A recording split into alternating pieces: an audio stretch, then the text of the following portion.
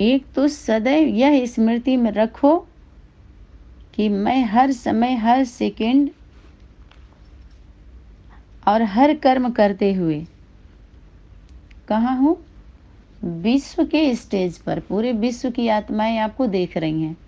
हर कर्म पर अटेंशन रहने से संपूर्ण स्टेज के नज़दीक आते जाएंगे। जब इस आपके संपूर्णता सम होते जाएंगे और हर बातों में जब सम होते जाते हैं तो हम पूर्ण होते जाते हैं।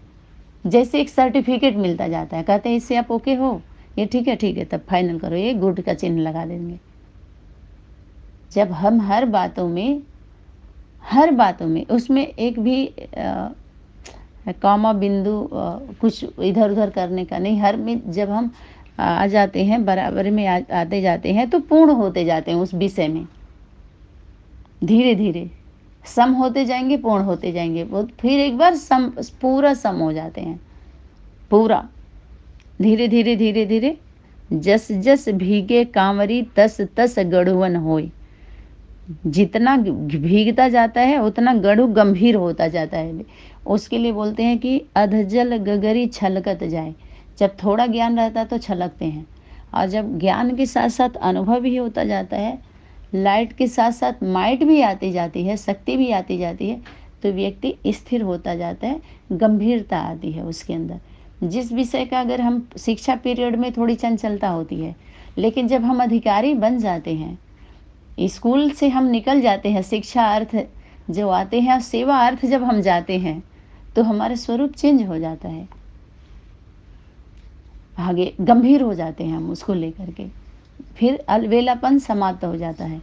अभी जो हम इस होमवर्क को बहुत अलबेलेपन से हम लोग लेके चल रहे थे, समझ में ही नहीं आ रहा था, और दूसरे से हम समझना चाह रहे थे, तब परमात्मा शक्ति धीरे धीरे वो स्वरूप धारण करके अनन्य बच्चों का सिलेक्शन करके, सेलेक्ट करके फिर सेवा अर्थ उनको तैयार कर देती है सेवा के लिए, जो जिस योग्य होता है। क्योंकि ये चुनाव इतना कठिन है कि कोई साधारण मनुष्य की बात, ये साधारण जो साधारण कर्मों में लगे हुए हैं, साधारण जन्म में लगे हुए हैं, उनको पकड़ पाना मुश्किल है।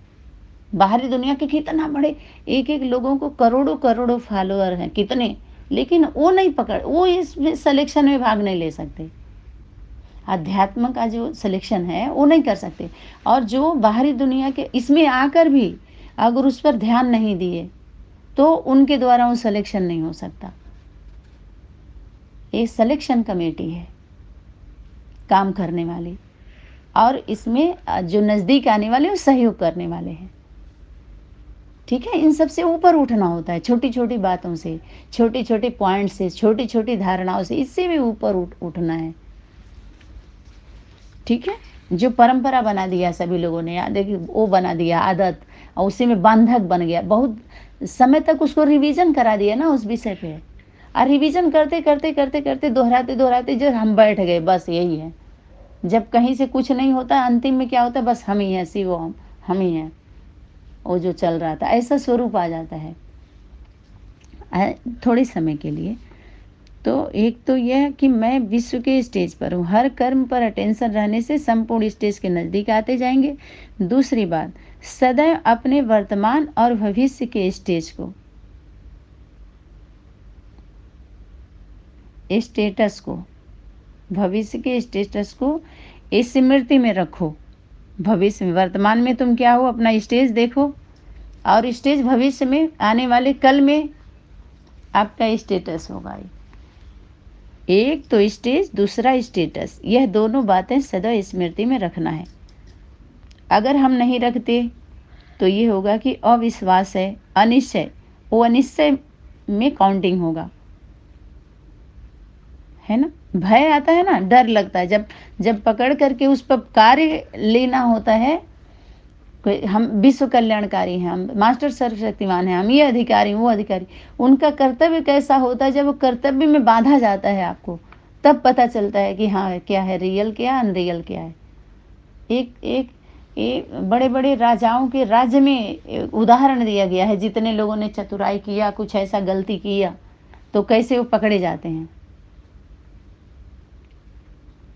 तो यह दोनों बातें सदैव स्मृति में रखने से कोई भी ऐसा कार्य नहीं होगा जो स्टेटस के विरुद्ध हो।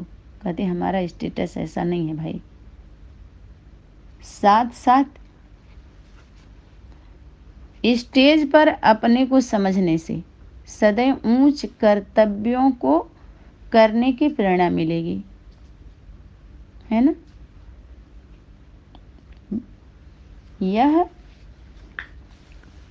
दो बातें सदैव स्मृति में रखते चलो, स्टेज और स्टेटस। अच्छा, आप लोग दूर से, हम सभी दूर दूर से जब पहुंचते हैं वहाँ मिलने के लिए जाते हैं ना, तो शक्ति पूछ रही है दूर दूर से आए हो? बाप दादा भी सफ़र करके आए हैं।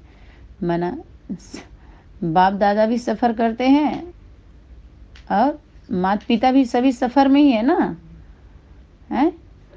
और सफ़र के साथ साथ उसी में हम सफ़र, हम सभी का सफ़र जब विचारधारा एक हो जाता, सभी का सफ़र एक ही है। तो कहते हैं अनेक स्थान से, कितना भी अनेक जिला राज्य से हम शुरू करेंगे, पहुँचेंगे केंद्र पर ही। या ऐसे समझिए, अगर हम बच्चे हैं तो माता पिता के पास जो होंगे तो सबको पहुँचना है। तो कौन क्या बन के पहुँचता है, कौन क्या बन के पहुँचता है। तो मधुबन निवासी बनना यह भी ड्रामा के अंदर बहुत बहुत सौभाग्य की निशानी है। भाग्य की नहीं, भाग्य के पहले क्या लिखा गया, क्या स्वरूप है, सौभाग्य। सौभाग्य और भाग्य भी, जो ये तो सौभाग्य हो गया, बाकी 100 आत्माएं ऐसी हैं जो भाग्य बनाने का उनको चांस मिलता है और लोगों का भाग्य बनाने का चांस मिलता है। 100 आत्माएं होती हैं, देखते हैं कैसे कैसे केस में उनको भेजा जाता है। 100 नंबर डायल करते हैं तो कैसे आते हैं, हों करते हुए उनका इमरजेंसी गाड़ी आती है और पकड़ के लेके जाती है ना। और 100 आत्मा ऐसी जो हम बोलते हैं हम 108 में आएंगे कि नहीं आएंगे, अरे 108 में देख लो भाई, उनका कर्तव्य इमरजेंसी सेवा कर सकते हैं आप। 1 बजे 2 बजे रात को भी फ़ोन आएगा तो तुरंत उनको भागना पड़ता है। एक राक्षसों की ड्यूटी वो हो जाते हैं लोग, राक्षसी ड्यूटी दिखाई देती, क्योंकि रावण की दुनिया में कभी भी कुछ भी हो सकता है। कोई नियम पालन नहीं है, कोई संयम नहीं है, सभ्यता नहीं है, सत्यता नहीं है, स्वच्छता नहीं है, धैर्यता नहीं है। समझ में आ रहा, उसमें ड्यूटी करना इतना आसान होता है रावण की दुनिया में।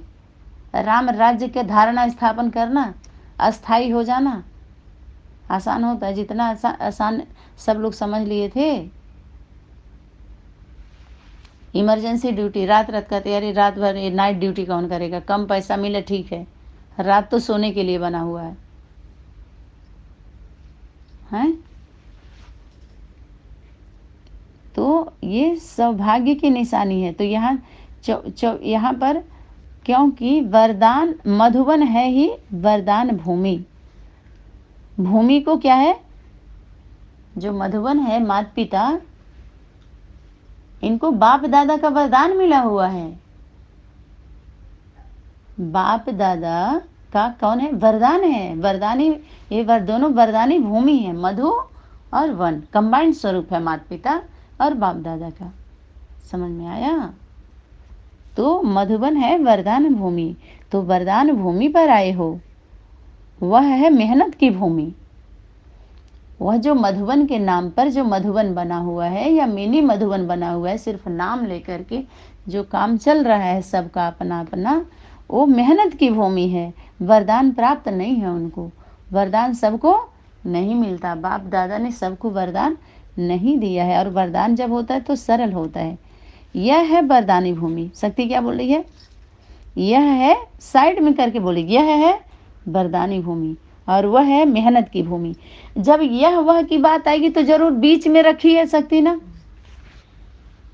यह इनको और उनको, तो तुमको जरूर बीच में बात चल रही है। ये केंद्र माने कोई राज्य पर खड़ी नहीं है, केंद्र पर बैठ करके पूरा यूनिवर्सल वाणी चल रही है, पूरे यूनिवर्स के लिए चल रही है, सबको इमर्ज किया जा रहा है।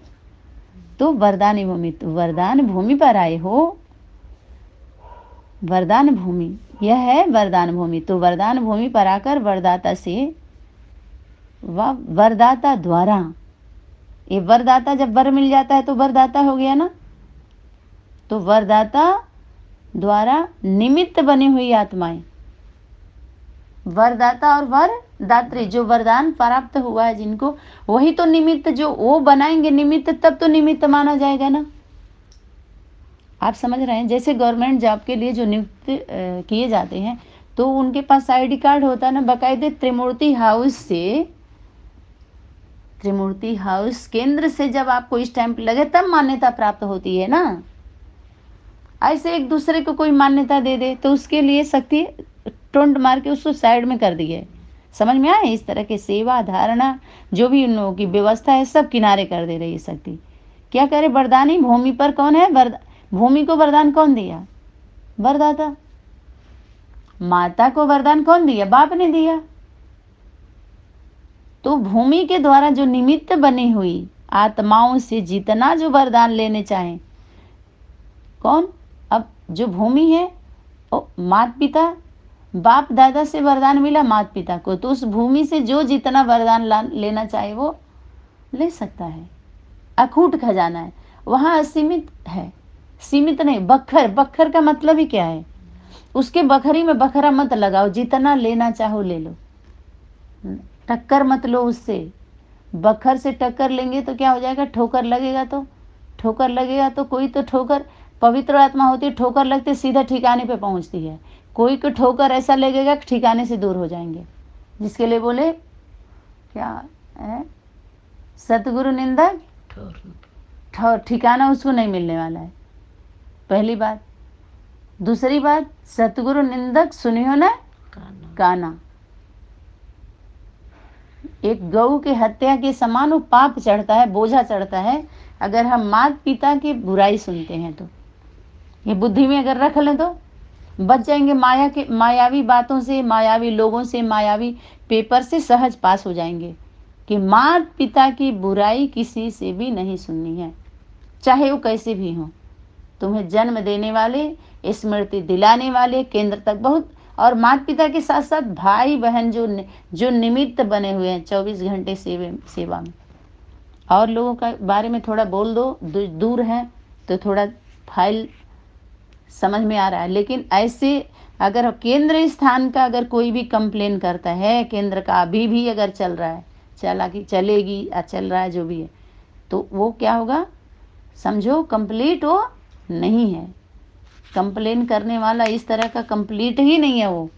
वो कंप्लेन जो करे इस तरह से, तो निमित्त बनी हुई जो श्रेष्ठ आत्माओं से, श्रेष्ठ सर्वश्रेष्ठ समझो, वरदान कैसे लेंगे?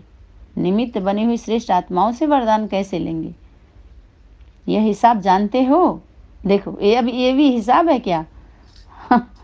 है मन विधि है, सिस्टम है। मधुबन में वरदान मिलता है, वायुमंडल में पवित्र चरित्र, चित्र के साथ साथ क्या है? चरित्र भूमि, इसको बोलते हैं कर्मों की ध्वनि। संकल्प का तो है ही है, वाणी का तो है ही है, लेकिन कर्मों की ध्वनि इतनी तेज है जो सबका ध्यान जाता है। सबका ध्यान उसके चरित्र भूमि, चरित्र पर उस पर जाता है। वरदानी भूमि के साथ चरित्र भूमि में वरदान तो भरा हुआ है, लेकिन निमित्त बनी हुई श्रेष्ठ आत्माओं से वरदान लेंगे कैसे? देखो शक्ति किसको बोले? जो लेने वाले हैं उनके बाद बाप दादा ने वरदान जो माता पिता को दिया, अब माता पिता से जो वरदान लेने वाले हैं उनके ऊपर घूम रही है शक्ति, अष्टदेव अष्टदेवियों के ऊपर। उनसे कैसे लेंगे वरदान?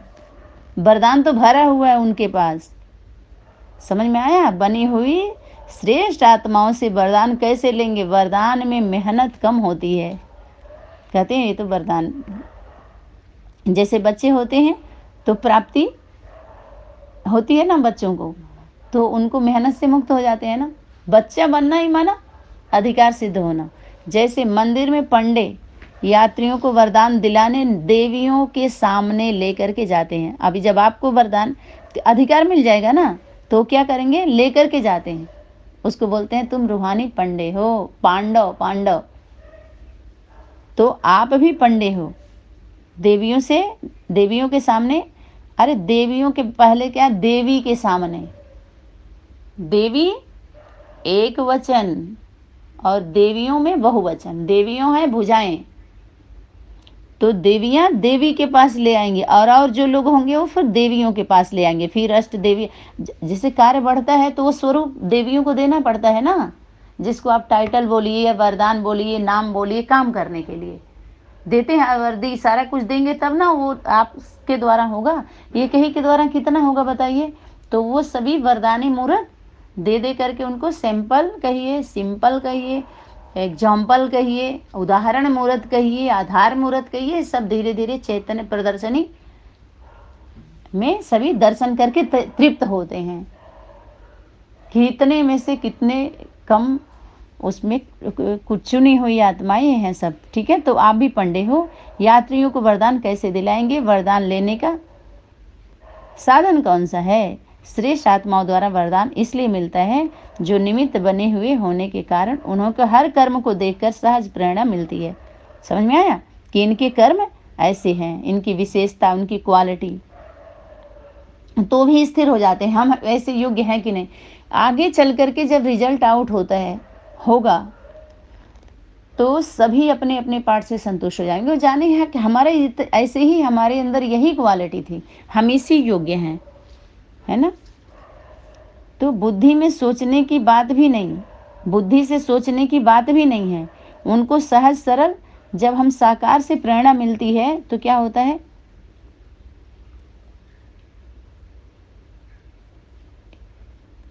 यात्रियों को वरदान कैसे दिलाएंगे? वरदान लेने का साधन कौन सा है? श्रेष्ठ आत्माओं द्वारा वरदान इसलिए मिलता है जो निमित्त बने हुए उनको प्रेरणा मिलती है उनको देख करके। कोई भी चीज जब साकार में देखी जाती है, जैसे हम साकार में है तो साकार में देखे जाने चाहिए ना, साकार में मिलना चाहिए ना। तो जब साकार में देखी जाती है तो जल्दी ग्रहण करते हैं। जैसे कोई कहानी पर अगर सुनाए ऑडियो से, शब्दों से सुनाए, थोड़ा असर कैसा पड़ता है, फिर ऑडियो से सुनाए उस कहानी को तो कैसा असर पड़ता है। और प्रैक्टिकल जब पिक्चर दिखा देते हैं तो फट से बुद्धि में छप जाता है। उस कहानी का कहते हैं यार पिक्चर बना दिया जाए, या कोई स्टोरी सीरियल बना दिया जाए, या कोई धारावाहिक बना दिया जाए, या टेली फिल्म बना दिया जाए। टेली फिल्म माने टैली कर दीजिए उससे माना रियल नहीं है वो, टेली फिल्म है। जो टाल टालियों पर बैठे हैं रियल नहीं है, और टैली करके पॉइंट को टैली करके टाल टालियों पर बैठे हुए हैं, जिनको हम सभी अपने भाषा में क्या बोलते थे? बीज रूप आत्मा है। यानी बीज रूप होगी तो बीज के पास नहीं बैठेगी, वो जड़ में बैठेगी या ऊपर जुगाड़ लगाएगी? ऊपर जाके जुगाड़ लगाएगी टाल टालियों पे। अब कितना क्लियर हो गया ना। वो जड़ से जुड़ी हुई आत्मा है, जो दो, एक तो जड़ है, दूसरे उसके ऊपर थोड़ा जड़, फिर उसके ऊपर थोड़ा, आधा युग दिखा दिया ना।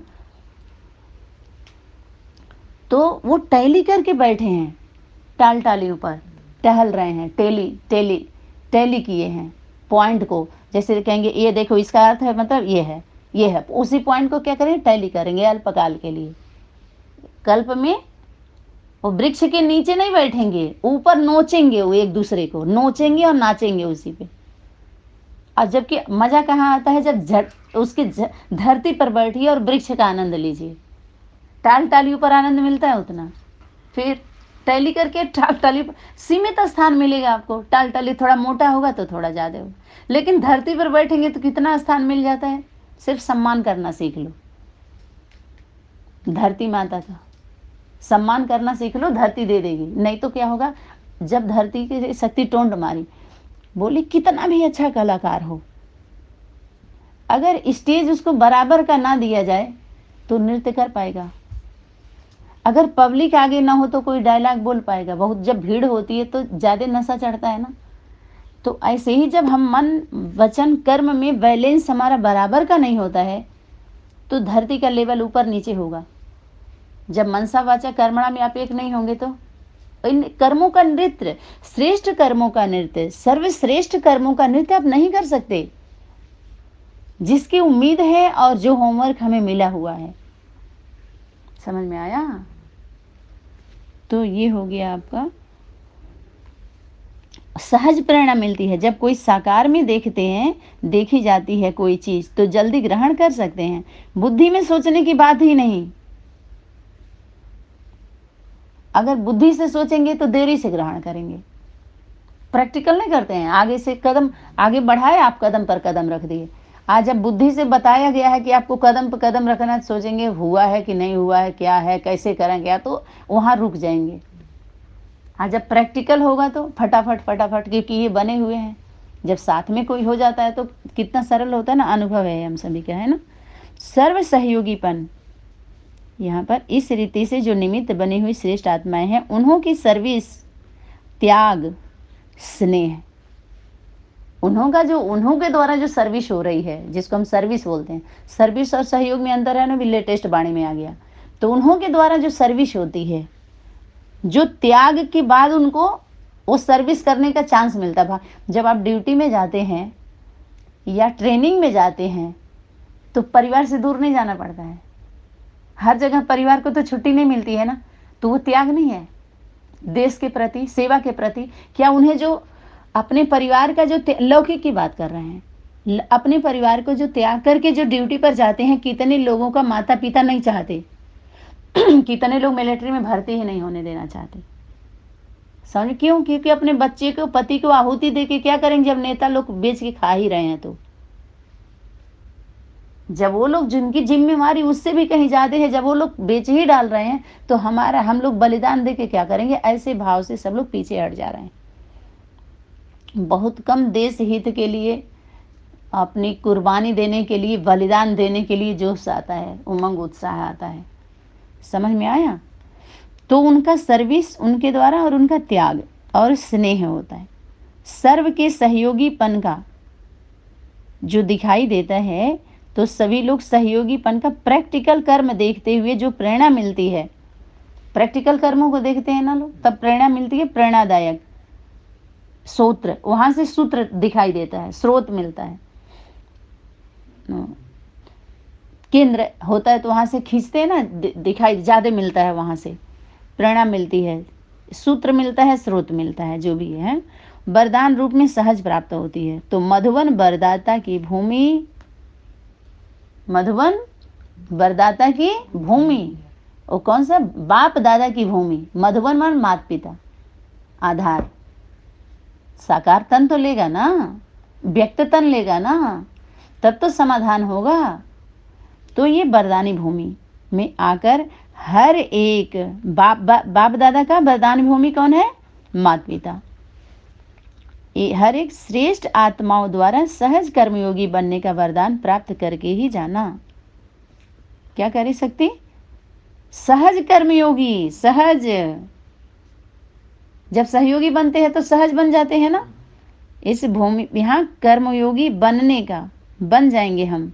मेहनत भी नहीं करना है, ये वरदान प्राप्त करके जाना। क्योंकि आप लोग भी सिर्फ मुश्किल बात यही बताते हो ना कि कर्म करते हुए स्मृति में रहना मुश्किल है। तो निमित्त बने हुई आत्माओं को कर्म करते हुए जब हम दिखाई देता है, साथ में रहने का पहले बार सौभाग्य मिल जाता है, तो धारण करने में देखते देखते सहज कर्मयोगी बनने की प्रेरणा मिलती है।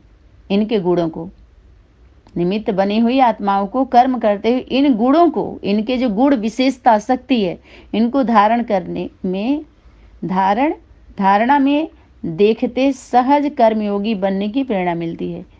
तो उन एक भी वरदान को छोड़ करके नहीं जाना। एक भी वरदान को, सर्व वरदान प्राप्त करते करते स्वयं भी मास्टर वरदाता बन जाएंगे। स्वयं भी हम सभी क्या बन जाएंगे? मास्टर वरदाता, देने वाले, दिलाने वाले। हाँ, देने वाले नहीं कहेंगे, दिलाने वाले कहेंगे। हम क्या? हम तो पाने वाले हैं, तो हम दिला सकते हैं। अपने भाग्य में से कोई नहीं दे सकता है, वो करेगा तो पाएगा, क्योंकि वो भाग्य सबको नहीं मिलता है। बताए ना, वो वरदान से जुड़ा हुआ होता है, वो भाग्य, सौभाग्य। तो ये रहा आज का होमवर्क। समय सीमा को देखते हुए वाणी को विराम। ओम सनातनी शांति। धन्यवाद।